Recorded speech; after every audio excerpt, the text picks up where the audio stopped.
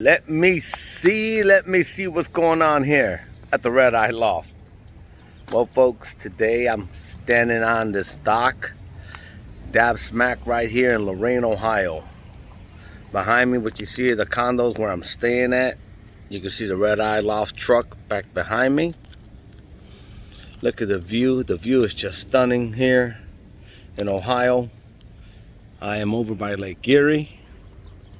Love it out here. I actually lived out here for a few years when I was younger, and just keeping everyone informed and updated on what's going on here at the Red Eye Loft. Ate at this restaurant behind me last night. Great food. So let's talk about pigeons. As you can see, I'm not at home. I'm nowhere near my pigeons. However, tomorrow is going to be a special day for me. Tomorrow I may go and hang out with Homer Flyer, a guy that I've known since I was a kid, a guy that I grew up with here in part of my life in Ohio, and he flies Homers like B-Route 681, so I'm going to visit him. I am going to pigeon mumble, spend some time with him, and maybe during the week go on a training toss. The races are coming, and his first race is next weekend. So hopefully I'll be here for at least one race before I leave back to Florida. As you can see behind me, this place is just beautiful. It's about 71 degrees, comfortable, and it's just so enjoyable. I am staying behind me. You see the blue one there in the middle? That blue one right there. That blue one right there. Three-story one. That's the one I'm staying in right now. Gorgeous place. It's a family that owns it. Let us stay here, and it's just a very, very nice place. Peaceful, quiet, enjoyable. What can I say? Again, I'm on vacation, but I missed my tips. And there you have, folks. Till next time, like always, please like, share, and subscribe, and we'll get back to you tomorrow. I'm off this. All right, here we go, coming back at you from the Red Eye Loft. Like I said before, screen around. Like I said before, folks, and I'll say it again, I'm out on vacation today, but I'm visiting a pigeon handler, a pigeon racer. Now, I'm gonna tell you where we're at. We're in Cleveland, Ohio. Old Brooklyn.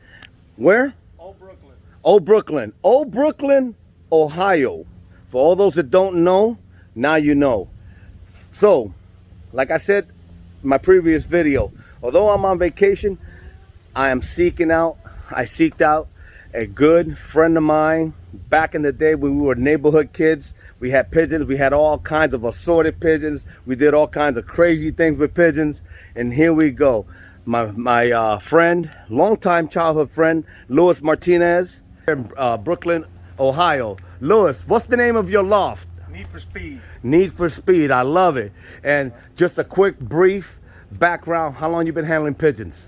I've been having pigeons since I was like, what, 9 years old, man. Nice. So you got me beat. In pigeon. Yeah, I've been, yeah, even when I was in Puerto Rico, man, I had all kinds of birds, fantails, you know.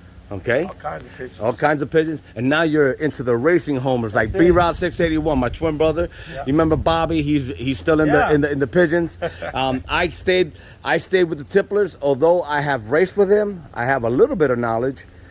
He has a lot more knowledge than I do. Like yourself, you're in it to compete. You're a competitor. You're a racer. And we're gonna look at some of your pigeons here in a minute. But first of all, I'd like to say thank you for allowing me to come here. Pigeon mumble with you on a Sunday afternoon, and I know you're gonna release some of these birds out for me. And right now, currently, you're getting ready for the first race. When is the first race? This Saturday. This coming week, Saturday, right? Yep. Okay, 100 miles. And how many are you gonna enter in the race? I got 25. 25. Do you guys have a max? A limit? Do you guys have a cap? No, they don't have a limit. Some people are taking 50, 100. Really? There should be a limit. Should be a limit. So your club doesn't care whether you guys have a limit or not? Not up to today. No, we don't. And how many are in your club? I think we got anywhere between 33 to 35 members. So that's competitive. That's a real competitive club there. Yeah, that's one of the 33 to biggest clubs in 35. Ohio. That's the biggest club in Ohio. I Check think, it out. I believe so. One of the Okay, big, what's the name of the club? The Independence. Independence Racing Club. Homer Club? Yep. Nice.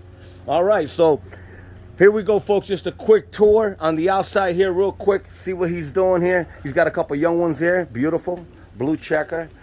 Nice. Look at the blue checker white flag. I got Van Loon's Super 73s. Okay.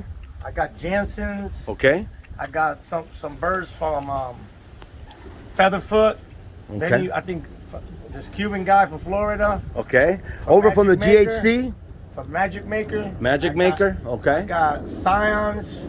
Okay. And then I got some, the back, my breeders are from Belgium. I got some Belgian birds. Oh, nice. Nice. Very nice. Yeah. And this is your first year racing from this location? Yeah, I just moved back from Texas. Okay. I just came back about 6-7 months ago, so I Nice. put this together real quick. And you know you can never give up the hobby. Yeah. Never give it up. The landlord tried to kick me out. I had to move out. Yeah, but in this case, he's lucky because the landlord is good with it. Yeah. He has his flyers on one side, his breeders are on that side. I'll come back later with a little bit of video footage on what he has inside the loft. But now I'm going to go inside with him and enjoy the view. We're gonna pigeon mumble a little bit here, and we're gonna release some birds. Nice. Nice, roomy, spacious. Got plenty of purchase. This one right here. This one right here. Come here. Okay. This one right here, a hog grabbed it about 4 weeks ago. Okay. I released him on 72-mile toss. You can see the damage to his neck. Yep. You can see where he got him right there in the crop. He's got a big lump. Yep. And half his wings were gone. Right here. Yep. And he still made it home that night. Wow. He came home, so he's gonna be flying maybe in another month when he heals. Yeah, you'll see he have to recuperate from that wing on the right side, and that's good. That's good. At least you give him a chance to do something. He doesn't look like he's terribly ill. No, he not now. He don't. Not now. He don't. But he came back busted up, huh? Yes, sir. And over here, the little hiding spot. You don't know there's another loft. All right. But come on. All right. This is the. Come on in, brother. This is. All right. This is a little tight. This is a little tight. But hey, this is what you need right here. This is the breeders. Yeah. This is the breeder. So how many cocks and how many hens you have? I got new babies here. Nice. I got more hens than I do cocks. And but, that's funny because, Louis, let me tell you, a lot of people have more cocks than hens. That's in every loft. I got rid of like 32 of my breeders. I took it to my cousin Frankie. Okay. And because I already have bred from all those birds, you know? Right. And I don't have, so the birds, if the babies prove themselves, they'll come back here. Okay. These are some of the birds that I was telling you from the Belgian birds. That's the Belgian bird. That's the Belgium line. Yeah. Wow. Look at the face on that, and that's It's amazing. That's square. That's square. Not like the ones here in America, right? Nope. And That's a pretty big bird too. And then you can tell by the wings. Okay. So what you would consider this bird here?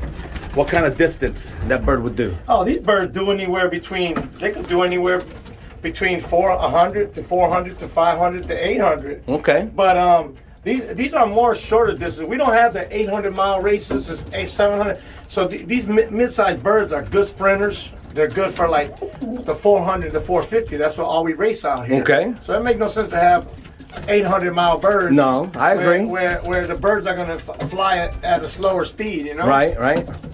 But And that looks up there like that grizzle. that grizzle, yeah. That grizzle. What's that out of that family? That's something from my friend Charles Adji. Some of those birds are mixed with Jansen and Van Loons, you know? Oh, okay. This one here is one of the ones I was telling you from The Featherfoot. I've seen those. Those been around for a long time. Yeah. I got a. Not a lot of them have all the feathers on their feet like that. No. Some of them are partial. But these, I keep them as breeders. They're real small birds. Right? Now, see, that's a real tiny bird. Here, Right. But this is the baby. Yes. This is a baby. This is only like maybe 2 or 3 months old. So and it's a little hen. So she, Right. as you can tell. So, do you have the parents of that one? No. No? I got that from my Okay, friend. gotcha. And then you got the aviary out here. Yep. Nice aviary out here so they can sunbathe. Yep. Nice. Get some fresh air. Yep. Nice. Let me see if this bird will stay still. This bird here last year, a hawk grabbed this bird and slit his neck. And he got away from it. He came back 7 days later. This is a real nice big bird. I got 2 babies from him entering the races. Okay. Beautiful bird. You know, big. So good. And Louis, as long as we've been having pigeons, you could just never get rid of them, right? It's part of our lives. Yeah. Until we die. I mean, yeah. That's right. These are just good birds, man. Nice. And did you ever get into any tipplers? No, I had rollers back in the days. Okay. I didn't get into too many tipplers. No? No. But Okay. I've always been into pretty much a little bit of everything. Rollers, tipplers, homers. But now I am flying strictly tipplers. right. B-Rod flies homers. He competes. This year he's racing. This year he's looking pretty good as far as training and so on. The tipplers are the ones that come down from the sky going around in circles. They go up high. They go high. And then they come down like a suicide mission going around in circles. Nah, not quite, but they do fly all kinds of styles as far as a flight pattern changes. Okay. They're they don't have a set flight pattern, not like the Pakistani high flyers, not like the Iranian high flyers, not like the Serbian high flyers. They all have an individual certain type of flying style. The tipplers now, on the other hand, those they go route out like a homer. They go out for 30 minutes, they come back, they go high, they go low, they'll fly fast, they'll fly slow. They give you all kinds of variation in flight. And I like them because they, to me, represent a utility type of pigeon, performing pigeon. Where these, you have to take them up the road, train them to home, from so many miles. You compete with all the other guys, and you're competing for time. We compete for time in the sky too, as far as the tipplers go, as far as 18 hours, 17 hours, 21 hours, whatever the case may be. But here in the States, I find that we don't have, or if we do, I haven't seen it yet around where I live at, and that's the competitive in tipplers. Now I know in Baltimore, Maryland, they're big on competing. Right. In the UK, of course, I follow some of the guys out there, and just a different style of flying, competing. Right. You, like B-Rod 681, love the homers, love to compete with racing, training them up the road and so on. So today we're going to I'm going to pick your brain a little bit about what training methods you have for here in Ohio. It's a different terrain, different weather.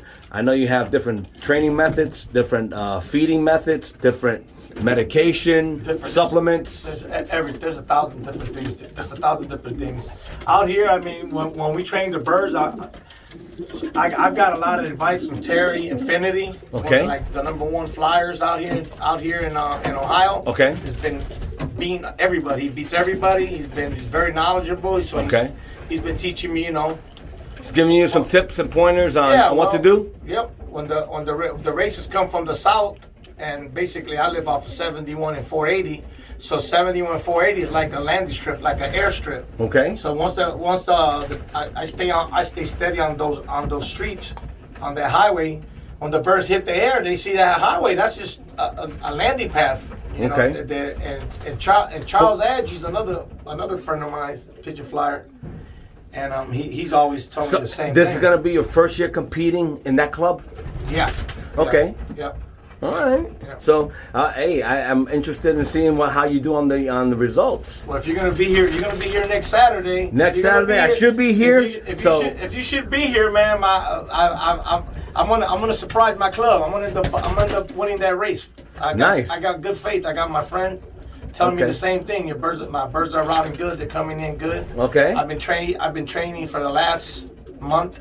Okay. I get up every day at 4:30, 5 o'clock in the morning. I'm down the road. Okay. And that's what real pigeon handlers do. Yeah. Listen, if you don't train, with that also goes nutrition, health, and everything else. But the training part is also very important because you can't just loft fly your birds and toss them once in a while down the road and expect them to come home. They're going to come home, but they're just not going to come home on that at day. A certain time. Correct. You want the speed. The time is the key, Consistency. And this year's been a real bad with the pedigree falcon and the hawks. Has been a nightmare. Right. I mean, we lost a lot of birds. A lot of my friends, I lost a lot of expensive birds. A lot of. I mean, I've lost. I got 26. I got 30 birds right now. Okay. And out of that, I probably have 60, 65, 70 birds. 60. That's how many. That's how many I've lost. Wow. I mean, when the pedigree falcon comes and hits the flock, when you're training your birds, right? You know, they get scared. They don't know how to come back home.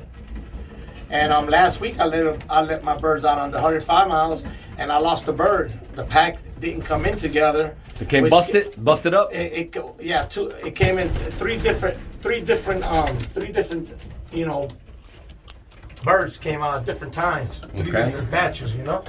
So with that being said, I lost the bird to the hawk. Okay. For damn sure. Okay, well, let's go out here. Let's let some of these birds out. Yeah, all you gotta do is just bring it forward. Okay. All right. We're gonna let some of these flyers out. You're gonna exercise them today. Yeah, I'll let them go out.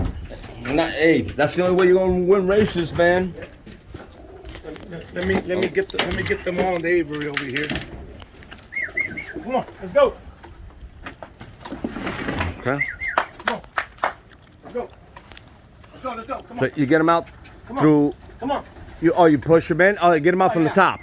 Come on. Gotcha. Yeah. You're running them in. Come on.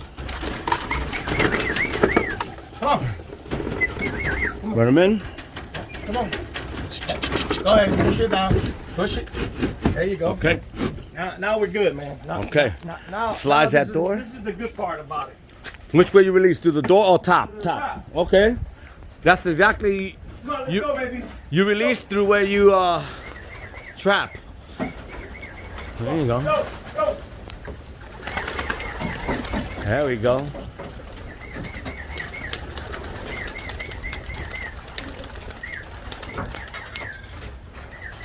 Need for Speed Loft here, folks. Check it out. Need for Speed. Let's get out here in the yard. He's still getting a couple left. Here you go. There they go. That guy landed. Here we go. Let's see where they're at. They're out in front. Yeah. They're out. There we go, right there. There you go. They're doing good, man. Some of them are flying by themselves are babies that I'm training right now. Well, you see the one, I think we should have left the one with the hurt wing in. Oh no, that one's been flying. He Loft fly, just a loft fly? Yeah, that's all. He flies with the group, but I'm not taking him on no training talks. No. He's one of the first ones to come down too because his wing Yeah. gets tired. He gets tired. Yeah. But I don't hold him back. He's one of my money birds at the end of the year. Oh, an auction bird? No, he's OCR. He's one of my money. Okay. Big money race at the end of the year. Okay. In October. I don't know how much money's gonna be in there, but the birds with the yellow bands are all special race. Special race? For the OCR, and then there's How many miles on that special race? that's gonna be 400. 400? Nice. 400-mile race. Between 350 and 400, depending on everybody's loft. You know? Nice. Well, folks, I'm gonna continue to pigeon mumble with Lewis right here. It's good to be back at a pigeon loft, at a site that I can watch pigeons, pigeon mumble while I'm on vacation. Who gets to do that? I do. All right, I'm off this. All right.